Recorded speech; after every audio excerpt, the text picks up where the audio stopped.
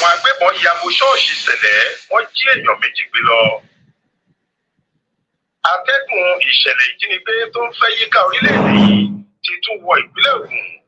Àwọn agbébọn kan ni wọ́n ya bo ṣọ́ọ̀ṣì ìjọ Sẹ̀lẹ̀, Celestial Church of God, tó wà nílùú Mòwe nítòsí ààlà ìpínlẹ̀ Ògùn àti Èkó, tí wọ́n sì jí méjì nínú àwọn olùjọ́sìn ṣọ́ọ̀ṣì náà gbé wọgbó. Tẹ́nikẹ́ni kò mọ̀ di bí a ṣe ń sọ yìí. Orúkọ àwọn tí wọ́n jí gbé ọ̀hún ni Fúnmi Ọládàpọ̀ àti Abíọ́lá Olúbọ̀bóyè. Ìrọ̀lẹ́ ọjọ́bọ̀ tọ́sídẹ̀ẹ́ ọjọ́ 28 oṣù kẹta ọdún 2024 yìí ìṣẹ̀lẹ̀ burúkú náà wáyé. Nínú àlàyé ṣókí kan tí iléeṣẹ́ ọlọ́pàá ìpínlẹ̀ Ògùn gbé sójú òpó ayélujára wọn lọ́jọ́ Ẹtì Friday ọjọ́ 29 oṣù kẹta yìí, wọ́n ní àdúgbò kan tí wọ́n ń pè ní Orí Iyanrìn nílùú Mòwe ní ṣọ́ọ̀ṣì Sẹ̀lẹ̀ náà wà. Ibẹ̀ ni wọ́n ti ń ṣe ìsìn wọn káwọn agbébọn tí wọ́n ju dọ́sìnì kan lọ tí wọ́n sì dè àmọ́ra pẹ̀lú nǹkan ìjà olóró bíi ìbọn tí wọ́n gbé dání náà tó ya bò wọ́n. Inú igbó kìjikìji kan tó wà lágbègbè ọ̀hún ni wọ́n láwọn agbébọn náà pòórá sí pẹ̀lú àwọn tí wọ́n jí gbé. Ṣá o, kọmíṣánná ọlọ́pàá ìpínlẹ̀ Ògùn CP Abíọ́dún Alámùtú ti pàṣẹ pé káwọn ọlọ́pàá àtàwọn ọ̀tẹlẹ̀múyẹ́ gbogbo fọ́nká ságbègbè náà kí wọ́n sì wá àwọn amòòkùnṣìkà ẹ̀dá náà láwárí lójúnà àti dóòlà ẹ̀mí àwọn tí wọ́n jí gbé àti láti fìyà tó tọ́ jẹ àwọn tó jí wọn gbé. Faith Adébọ́lá ló ń jábọ̀ ròyìn iléeṣẹ́ tẹlifíṣàn Aláròyé. Ṣé rí pé wàhálà ti wà?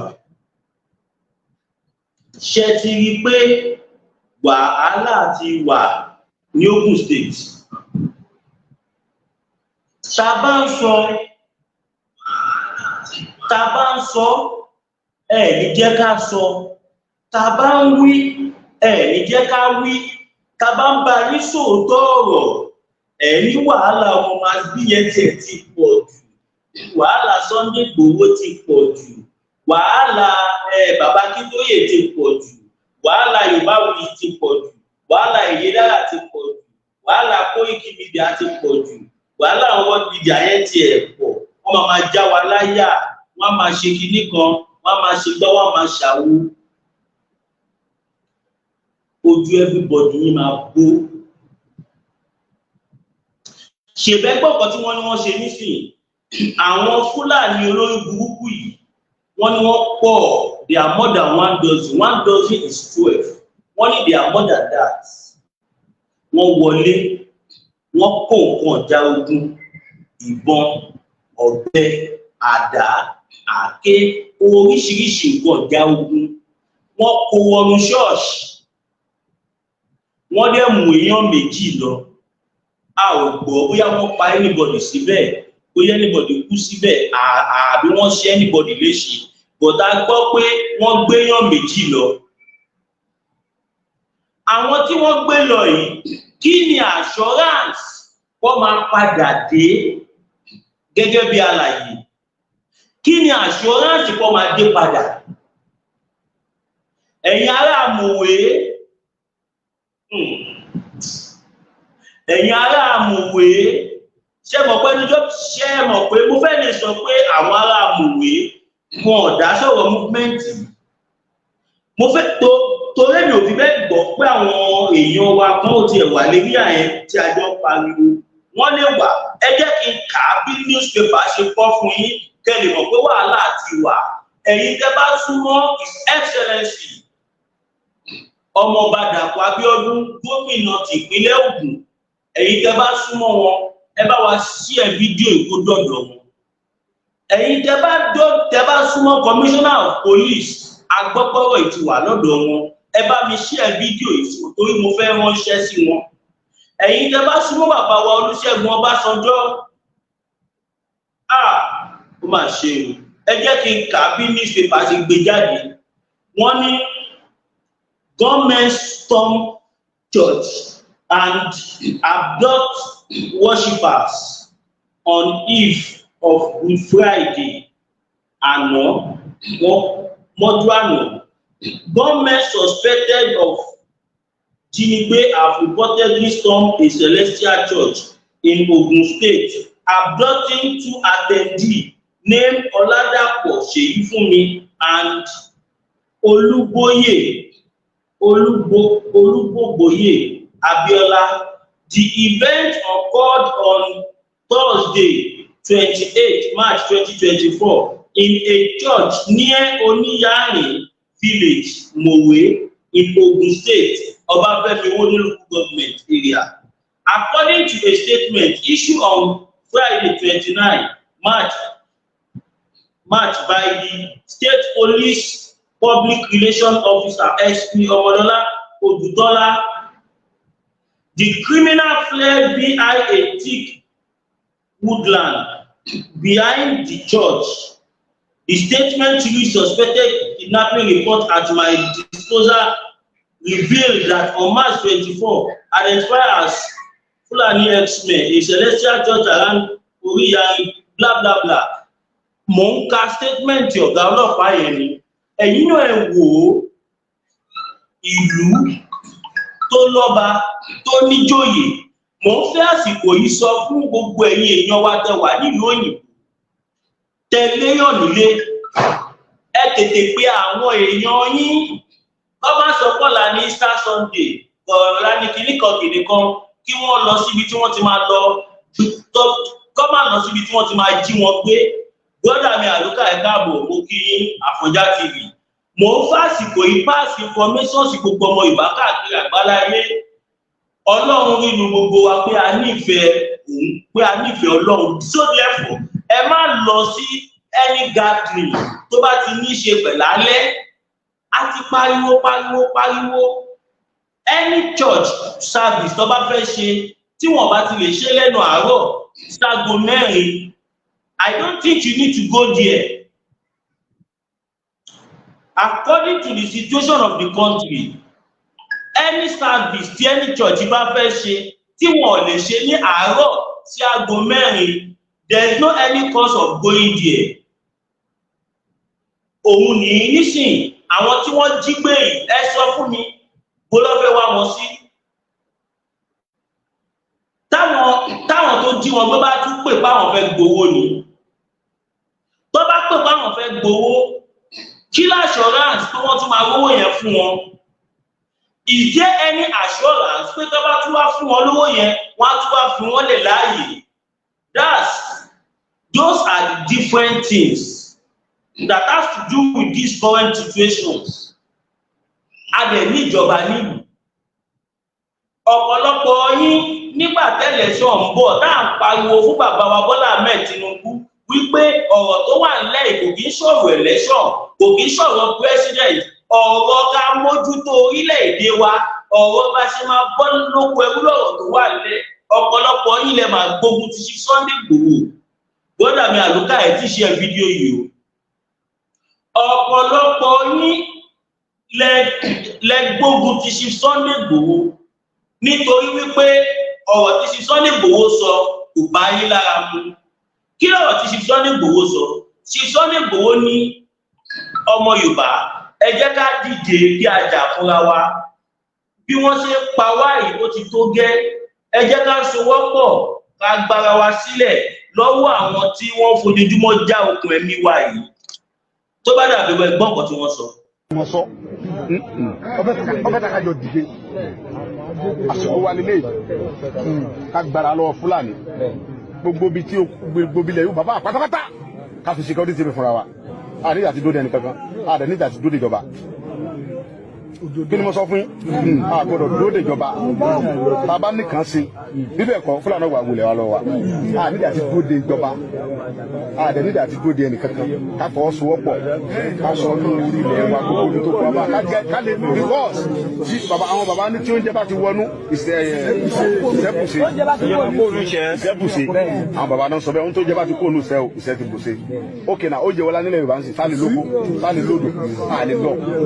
wọ́n máa ń pa àwọn bàbá wa lẹ́kìtì wọ́n náà kó sọ́jà wa bẹ́ẹ̀ àwọn sọ́jà tó yẹ pé nígbà tí Buhari wà ń bẹ̀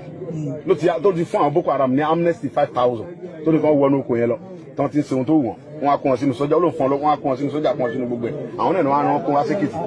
nídìí wọn àwọn ọmọ Yorùbá fúnra wa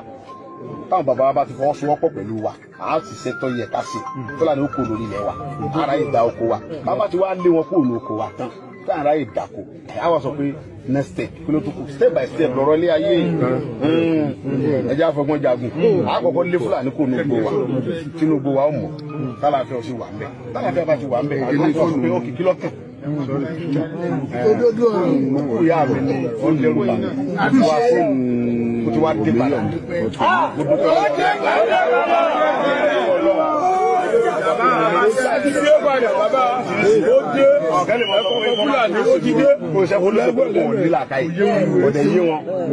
èèyàn mọ̀ ṣẹ́fọ́ olóṣèlú ọmọ wẹ́mi ẹ̀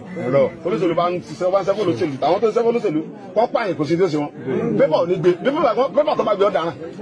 bọ̀ tí Sunday bá gbá ẹ̀ létí nísìn wọ́n sáré fà á lápẹ́ ẹ lọ mú wa eléyìí tí wọ́n ń wò mí yìí wọ́n ń dẹ mí ni pé ẹjọ́ sòkú yẹ tán káwọn gbèsè tó fẹ́ gbé màá dẹ̀ gbé gbèsè.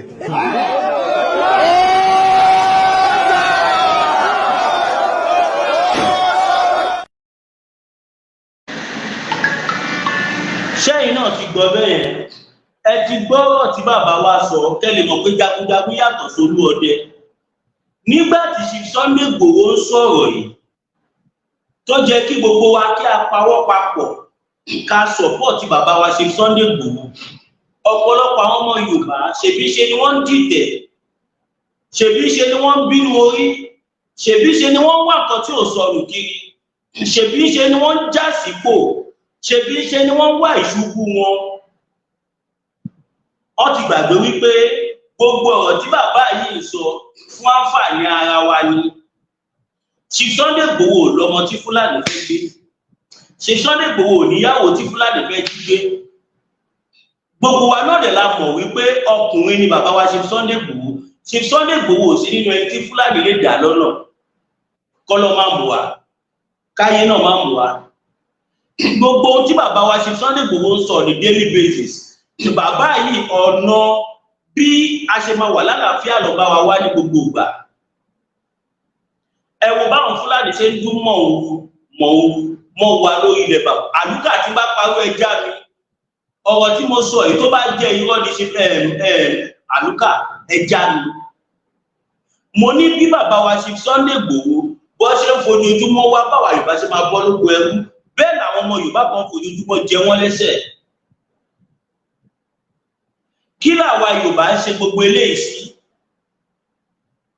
ẹni tí ò rí tiwa rò ẹni tí ò tiẹ̀ mọ̀ bóyá wà láyé náà wọ́n ń jí àwọn èèyàn gbé káàkiri kílẹ̀ ẹ̀yìn pípù ìkílẹ̀ rí ṣe sí gẹ́gẹ́ bí ọ̀rọ̀ tí Guru Malaji sọ lánàá Guru Malaji ní of what importance ni wíwà yín ilẹ̀ Yorùbá ọ́ní tí ẹ̀yin fún ara yín bá tó gbangba sùn lọ́yẹ́ tí ẹ̀yin máa sọ páwọn kọ́ńtírẹ́tì yín gẹ́gẹ́ bí ọ́fíìsì tẹ wà Guru Malaji wá béèrè question kan wípé ṣé gbogbo àwọn bó ṣe máa ń dira fáwọn Ààrẹ Ọ̀nà Kakanfò ṣé wọn ò dira fún yín ni àbí ṣé Ààrẹ Ọ̀nà Kakanfò tí yóò kàn ọ́ sọ a lot of ọ̀rọ̀ ní Guru Malaji sọ táwọn bá béèrè ọ̀rọ̀ yẹn lọ́wọ́ yín ní dájúdájú lóòótọ́ ni nǹkan tí ẹ sọ pé bàbá wa ṣe ohun tí bàbá wa ṣe Sunday Igboho ń fèsì ó ju gbogbo ohun tó ẹ̀ sọ yẹn lọ ẹ̀ka díẹ̀ ká polówó ọjà tá bá wá dé ká wá bọ́ ságbámi èkó. bitter tea ẹkùn tí ń wọ̀ yá àjà pẹ̀lú àwọn kíndìnrín tó ní stone nínú ìyẹn kidney stone yóò mẹ́ẹ̀tì ẹ̀ tẹ́sí yádànù nínú àgọ́ ara yín òun kan náà ló ṣiṣẹ́ fún liver ìyẹn àìsàn jẹ̀dọ̀jẹ̀dọ̀ a sì tún máa ṣiṣẹ́ fún ààtì ìyẹn ìṣòro àìlèmí sókè sódò dáadáa láàólà bitter tea ló tún ṣiṣẹ́ fún ìkúnpá gíga ìyẹn high blood pressure bákan náà gbogbo ẹ̀yin tẹ́ ẹ bá ní ìṣòro ìsétọ̀ tí a mọ̀ sí prostate cancer gbogbo àwọn àìsàn tá a là kalẹ̀ yìí pátápátá òun ni láàólà Herbal Bitter Tea yóò bá wà yá àjà ìṣòro ara ríro ńkọ́ láàólá Bitter Tea òun ni kẹ́ ẹ gbẹlura láti wá rí egbòogi láàólá Bitter Tea rà àbí tẹ́ ẹ bá fẹ́ mọ ibi tí wọ́n tẹ̀dó sí ẹ mẹ́sẹ̀gì wọn lórí àwọn WhatsApp numbers yìí +44742452737 àbí àwọn Nigeria numbers yìí 08033194355 tàbí 08026265000 kò bára rí ẹ̀rí inú ẹ̀jẹ̀ ti kàn jẹ̀gbọ̀n lọ́wọ́ láàólá Bitter Tea gbẹlura kò rí yàtọ̀ bẹ̀. Ẹ káàbọ̀ padà yín ènìyàn wa gẹ́gẹ́ bí a ṣe sọ lọ ṣe rí kọ́lọ́hún kó ṣàánú nǹkan kan wà fáwa ọmọ Yorùbá a nífẹ̀ẹ́ tẹ̀gbẹ̀lẹ̀kù a nífẹ̀ẹ́ àbòsí a nífẹ̀ẹ́ ká máa jẹra wa lẹ́sẹ̀ àsìkò tá a lè wà kò ń ṣe àsìkò tá a máa jẹra wa lẹ́sẹ̀ àsìkò tá a máa ta wà kò ń ṣe àsìkò tá a máa claim seniority àsìkò tá a wà kò ń ṣe àsìkò tá a máa sọ because Guru Malaji sọ̀rọ̀ kan because èmi ò tiẹ̀ mọ̀ pé Guru Malaji nífẹ̀ẹ́ lẹ Yorùbá tó yẹ honestly speaking Guru Malaji tó bá sọ fún mi pé wọ́n nífẹ̀ẹ́ ilẹ̀ Yorùbá tó bí wọ́n ṣe sọ̀rọ̀ sí pépà yẹn máa jí o Guru Malaji ní wọ́n lò wọ́n láti fi paná OPC ní Guru Malaji ní Ààrẹ Ọ̀nà Kakanfò ṣe máa bẹ̀rù páwọn kan fẹ́ pa ṣé Ààrẹ Ọ̀nà Kakanfò kọ̀ǹfàmù ni pé as a matter of fact gbogbo tí ìjẹ́ káàrẹ̀ Ọ̀nà Kakanfò ṣe mẹ́ni fáwọn ọ̀pọ̀ pé because àwọn tó máa ń jà Ààrẹ Ọ̀nà Kakanfò àwọn tó bá lágbára nínú ìlú pé àbí ṣe wọ́n ń béèrè àwọn question kan tó jẹ́ pé gbogbo ẹ̀rù báyìí mo pé ìsí Guru Malaji ní èmi kọ́ mo sọ Guru Malaji ló sọ Guru Malaji ní wọ́n lò wọ́n láti fi fọ́ OPC ni wọ́n lò wọ́n láti fi paná OPC nígbà tí bàbá wa Frederick Fáṣẹ̀hùn tó jẹ́ àwọn ni general gbogbo OPC ká tó gbéná wojú ẹ̀kọ́ láì ṣàwọn ṣọ̀wá pàbàtà pàgbọ́ndọ́wọ́ etí ẹ̀ tó bá gbọ́ pé OPC ń bọ̀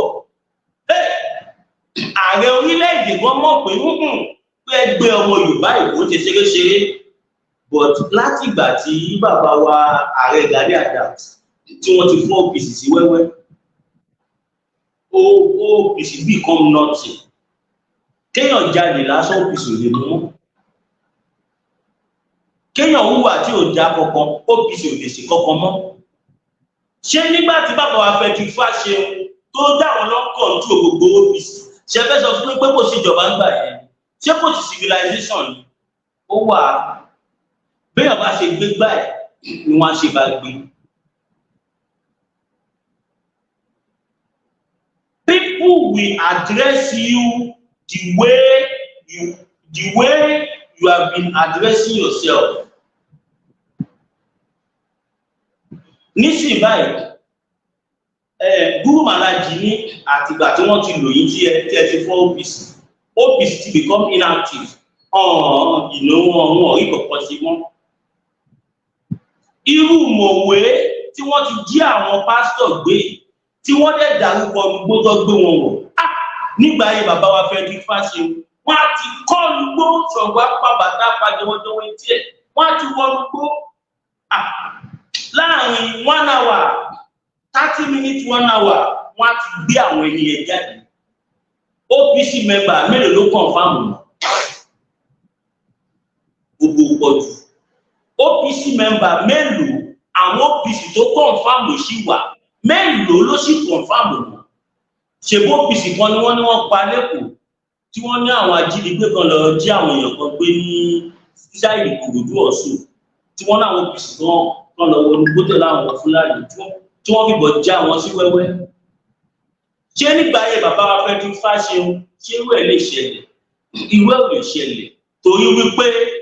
nígbà yẹn wọ́n follow custom and tradition, nígbà yẹn wọ́n follow ìṣẹ̀ṣe, nígbà yẹn wọ́n wà lórí iṣẹ́ ilẹ̀ Yorùbá, nígbà yẹn òtítọ́ ni wọ́n fi ṣe gbogbo ohun tí wọ́n ṣe. Nígbà yẹn wọn ò ṣe nítorí owó.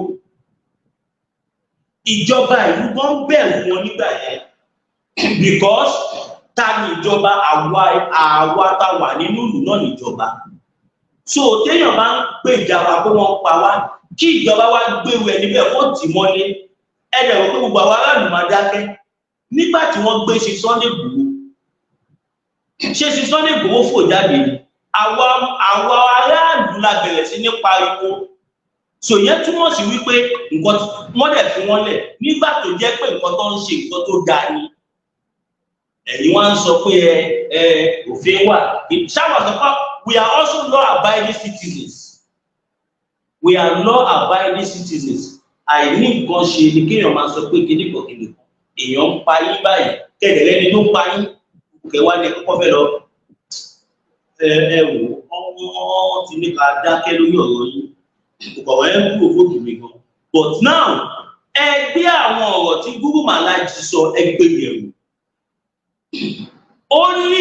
ẹni òpònú èèyàn nìkan ló máa sọ pọ́wọ́ tí Guru Maharaj sọ yẹ kò sọ̀rọ̀ níbẹ̀ ó ní àwọn tó máa ń jà Ààrẹ Ọ̀nà Kakanfò àwọn ògbójúlóògùn sọmọ àjẹǹkò ni ògbójúlóògùn sọmọ àjẹǹkò ló máa ń jà Ààrẹ Ọ̀nà Kakanfò ó dẹ̀ sọ Guru Maharaj sọ wọ́n ní Ààrẹ Gani Adams gbọ́dọ̀ jáde láti wá tọrọ àforíjì lọ́wọ́ gbogbo ọmọ Yorùbá àgbáláyé lọ́wọ́ 9 sons of Oduduwas lọ́wọ́ gbogbo àwọn lọ́balọ́ba ilẹ̀ Yorùbá because ó dàbí kéèyàn kọ́ fẹ́ mọ̀ọ́mọ̀ paná Yorùbá nation ni rẹ́dí àti ṣe kankan ẹni tó tún ṣe ẹ̀túnfẹ́ gbógun kí irú ìgbésí ayé wò nìyẹn àwa ọmọ Yorùbá káàkiri àgbáláyé àwa náà ní lajú wálẹ̀ kí ẹ rí nǹkan bẹ́ẹ̀ yẹn ṣe torí pé wèrè èèyàn nìkan ló máa sọ pé ṣe Sunday Igboho kì í ṣe aláàánú ọmọ Yorùbá mọ tí bàbá òkè ṣé tí ṣe Sunday Igboho bá wà ní ṣé Fúlàní lè ṣe tí wọ́n ṣe yẹn tó bẹ́ẹ̀ wọn bí 1 million wọn rí nígbà tí ṣe Sunday Igboho dájọ́ páwọn bọ̀ lé ó kún ọ̀sẹ̀ kan tí ṣe Sunday Igboho máa wáyé Fúlàní kọ̀ọ̀kan operate coach me on ní gbogbo ilẹ̀ Yorùbá gbogbo ibi tó súnmọ́ gbogbo ibi tá à ń lọ gbogbo àwọn Fúlàní wọ́n stop action like bóyá bí 1 week tí a tún lọ wọ́n stop gbogbo action wọn torí wọ́n mọ̀ wípé tí nǹkan kan bá gbá ọmọ kò ṣe Sunday Igboho máa débẹ̀ olólùfẹ́ ọmọ Yorùbá ni bàbá wa nífẹ̀ẹ́ ọmọ Yorùbá lọ́kàn ni kò ń ṣe fẹ́ẹ̀kì kọ̀ǹfàmù ni wọ́n dẹ̀ mọ̀ pé àjànàkú kọjá mọ orí nǹkan fìdí tá a bá rẹ́rìn ká ní arẹ́rìn wọ́n mọ̀ pé ó jura wọn lọ. tá ń jọjà pẹran tá ń jọjà pẹkú níwájú ọjà pẹrin jagunjagun sì yàtọ̀ sí jagunjagun làwọn Fúlàní nǹkan tí wọ́n tó lọ ń pera wọn àwọn Fúlàní yẹn ń pera wọn kọ tí wọ́n tó ní tí ó bá rí bẹ́ẹ̀ ẹ̀yin kẹ̀lẹ̀rẹ̀ ẹ wà nílé ẹ wo bó ṣe ń pa àwọn èèyàn on a daily basis ẹ̀ẹ̀sì ọ̀kọ̀ọ̀kan nípa èdè ìdẹ́tẹ̀ máa lọ dá sí àwọn tí wọ́n pa ní mòwé sí káàgbọ́n kẹsàn kọ́kọ́ pa ẹ̀ káàgbọ́n kẹ mẹ́kẹ́ ní mù ṣé Sunday Igboho lè wà ní kí irú ẹ̀ ṣẹlẹ̀ kò ní ṣẹlẹ̀ ìdí nìyẹn tí gbogbo àwọn ọmọ Yorùbá tájọ́ ọmọ ọkọ Yorùbá ẹ jẹ́ ká sowọ́pọ̀ pẹ̀lú bàbá wa ṣe Sunday Igboho ẹni tí Ọlọ́run wọn sí wa lásìkò tí a ò sì gbọdọ̀ fibi sọ fún wọn ojú àgbéwà kò ní gbé ọjà let us make sure we seize this opportunity. Chief Sunday Igboho jà fúnra wọn àwa ni Chief Sunday Igboho ń jà fún Chief Sunday Igboho jà fún ìyàwó wọn àwa ló ń jà fún Chief Sunday Igboho jà fáwọn ọmọ àwa ló ń jà fún Chief Sunday Igboho jà fákò ara wọn àwa ló ń jà fún wọ́n fẹ́ bá wa kọ̀yà ìyà tó ń jẹ wá lẹ̀ Yorùbá wọn ò fẹ́ jẹ́ kí ìyà jẹ wá mọ́ gbogbo wa la gbọ́ nǹkan tí àáfàá kan sọ tó bá dàbí rọ ẹ̀gbọ́n tí wọ́n ń pè ní àáfàá yẹn sọ̀rọ̀ ọmọkùnrin yẹn ẹ rí wípé ọ̀pọ̀lọpọ̀ àwọn àfà wọn tako ẹ gbọ́ tí mo pè ọ̀pọ̀lọpọ̀ àwọn àfà wọn tako ibi tí wọn fi tako ni wípé wọn ta ló fẹ́ kí wọ́n pa àwọn tán nílùú ẹ̀ ṣe àwọn pé tọmọkùnrin ò bá bọ́ tá ń gbà yẹn ẹ mọ iye tí wọn bá ṣe pa òun ló ká apá wọn ó yí ẹ̀ṣẹ̀ wọn ó wá jẹ́ akínni ó dé lẹ́nu ọjọ́ mẹ́ta yìí ó wá ń sọ̀rọ̀ ẹnìkan tó wá ń jùmú lẹ́sọ̀ táìtáì lálọ́ bẹ́ẹ̀ sọ̀rọ̀ má fún má pa ẹ̀ẹ̀mọ́ ẹni tí mo fi Sunday Igboho yẹ̀wé ni Ali ni kágàmà láwùjá jẹ́àwù Ali ló ní akin nínú àwọn sọ̀hábà ní Muhammad akin lọ́mọkùnrin yẹn ó dé ẹ wo ìyàwó tí wọ́n pa tó lọ síbẹ̀ kó gbà wọ́n lẹ̀ ẹ dákun ẹgbẹ́ wá bí léèrè ṣé n tó ń ṣe ṣe fẹ́ lónìí Ọlọ́run fún ara ẹ̀ fẹ́ ó lọ́nà tọ́lọ́ gbà fẹ́ ni Ọlọ́run sọ́lá Buhari Ọlọ́run ní àìdúnláhùn mọ́sítàtà tún lè kú pa Ọlọ́run ní ẹ̀yìn ìjọ àná Muhammad àìdúnláhùn mọ́sítàtà tún lè kú pa ẹ lọ wá nǹkan dára o ẹ wá nǹkan dára o ẹ má jẹ káwọn ẹni bí kọ́pa yín tán o ẹ má jẹ káwọn ẹni bí ṣe kí ni kọ́pa yín tán o tí irú Sunday Igboho yẹn bá tún márùn-ún ilẹ̀ Yorùbá tó jẹ́ akínbẹ̀ yẹn tí ìsáwọn tó dá sí pé owó nìkan ni ẹ mọ̀ kó ti lówó tẹ́lẹ̀ kò torí owó tó ní ó tún bọ́ ta lójú àwọn mẹ̀kúnnù àwọn kan owó ní àtòbìnrin wọ́n ti lówó obìnrin náà kó kiri títì àwọn ò lè ṣàkí tó ń ṣe yẹn tá a bá níwẹ̀ márùn-ún ilẹ̀ Yorùbá gbogbo wọn ń gbéyàn wọn ń pààyàn yẹn gbogbo ẹ máa parẹ́ ni àbí ṣé wọn mú pa ni gbogbo parẹ́ àyíjú làwọn mọ́sítà tó ń tún mi kú wà Sunday Igboho wá dúró lórí pé àlẹ́ ẹ̀ ní pa anybody ìbíṣẹ́ àwọn Fúlàní wá sá lọ ẹni tó forí sá lọ ẹni ìkan náà àwọn Fúlàní ni tí n bá gbọ́ Sunday Igboho sétí ìgbẹ́ òsì mọ̀ gbọ̀n mi kò parọ́ o ẹni tí wọ́n ń da ìbọn bò tí ò wọlé ẹ dákun sọ́nà wò sọ pé ẹ múra ogun kalẹ̀ Ọlọ́run ló sọ̀rọ̀ yẹn náà Ọlọ́run ní ẹ múra ogun kalẹ̀ níjọ́ táwọn ọ̀tá bá fẹ́ wá kọ́ máa wá ka yín mọ́ ìjọ tí Ànábì Muhammad sallallahu alayhi wa sallam tó bẹ̀rẹ̀ iṣẹ́ jíjẹ́ wọ́n fẹ́ pa Ànábì mọ́lẹ̀ Ọlọ́run wá ń bí Ànábì kékeré ló fẹ́ Ànábì ò sọ kankan Ànábì ẹlòmíì wò kó dẹ́sì kò fi aburú fẹ́ lòmí Ànábì wá gbéra Ọlọ́run wá ní tọ́ọ̀ bá ti fẹ́ kí n ṣe kankan fún wọn ẹ yá mọ́ ọ̀nà Mẹ̀dínà Ànábì wá débẹ̀ Mẹ̀dínà tán àwọn ẹni ibi láti Mẹ́kà tó sọ pé ẹja lọ pa síbẹ̀ wọ́n sọ pé kí ni ẹja tún lọ pa síbẹ̀ ìgbà tó wá gbéra tó tún wá ń lọ táwọn Ànábì wá rí pé wọ́n ó gbá pa ọlọ́sẹ̀ wa lọ́yà dídé má jẹ́ wọ́n pa ẹ́ ó ti sá fún wọn ìwọ náà ṣe kí ni dìfẹ́ǹdì rẹ̀ so nígbà táwọn Fúlàní pa Yorùbá tí ẹ̀ka bá dìde tó bá dìfẹ́ǹdì Yorùbá báyìí láì fi bẹ̀ torí pé Ọlọ́run fún ara rẹ̀ sọ fún Ànábì Muhammad sallallahu alayhi wa sallam Ànábì òtún wá sáré jagun ọwá jẹ́ kòtò tó tóbi tẹ́bí látọ́ bá débi kòtò ọba ìjà àkíní ìtóbi wọn àwọn wèrè. ṣèfẹ́ gbọ́kọ̀ tá a fà yẹn sọ nípa Chief Sunday Igboho kéèyàn kan wá dìde kó wá máa túbọ̀. Sunday Igboho wá pẹ́ láyé Sunday Igboho wá jèrè Yorùbá ẹni bá ní kò ní rí bẹ́ẹ̀ àfọlójú wa kó sẹ́nu tírélà àkùbánzá Sunday Igboho wá pẹ́ láyé Sunday Yorùbá wá jèrè wa ẹni bá ní kò ní rí bẹ́ẹ̀ àfọlójú wa kó sẹ́nu tírélà àkùbánzá. Àbáṣọ o Buhari èṣù ò gbà o àbáṣọ o èèmọ̀ gbà o nílẹ̀ Yorùbá kálejò wá dé kó lóun fẹ́ jẹ Sẹ́ríkì ìwọ òrìṣà ajá ń jobi ohun tàbá ó fọgbọ́ lọ́gbọ́n gbọ́ tàbá fọgbọ́ lọ́gbọ́n gbà yóò balẹ̀ lábára fi wọgbó àìgbọ́kú ọkọ̀ àìgbọ́kú àdá àìgbọ́kú ilẹ̀ àfi kó ṣá àbáṣọ o èèmọ̀ gbà o ẹni bá wàjà yóò rí ìjà àwọn ayé amen ìjàyè amen ìjàyè ẹni bá tọjá yóò ríjà àwọn ayé amen ìbà o Dino Melaye náà ni.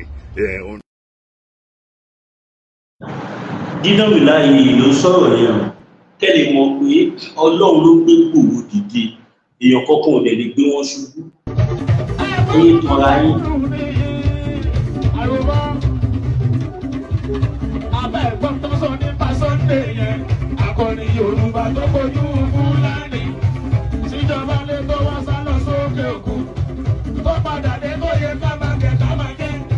ṣàwámà láti gbogbo èèyàn kò jẹ Yorùbá lẹ́wọ́ nítẹ̀ ọ̀pọ̀lọpọ̀ Yorùbá burú.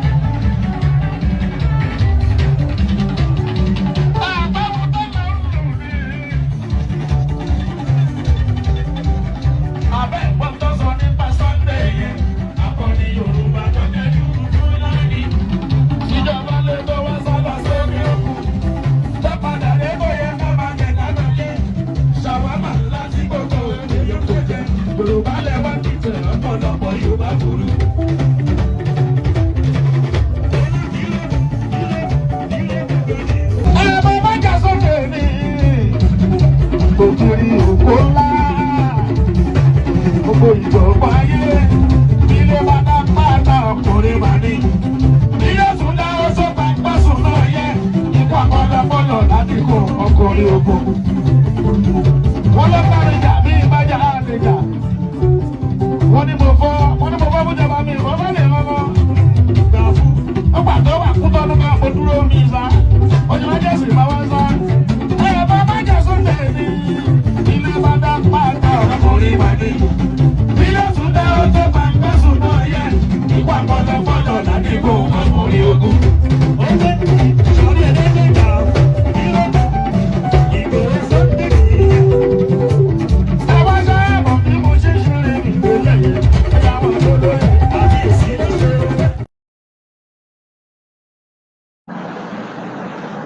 ẹ ti gbọ́ ó ṣe ṣeré ẹnu ò ṣe ẹnu kọ́ ló fi ń jẹ́ lídà ẹ tún gbọ́. tí n bá gbórúkọ Sunday Igboho àyà mi ò tún jáde kò sí nǹkan kan òtútù ó mú mi pẹ̀lú. òtútù tí wọ́n wá pàrọ̀ pò rírú ẹ̀rí kọ́. látijọ́ tí wọ́n ti bí mi rírú ẹ̀ rí níjọ́ tí mo gbọ́ pé Sunday Igboho ń tún lọ Ògùn State báyìí níjọ́ náà mi ò lè sùn. ẹ lọ níṣẹ́ ọlùsí ọmú. Nóòbì ṣeré ẹnu kọ́ ló fi ń ṣe.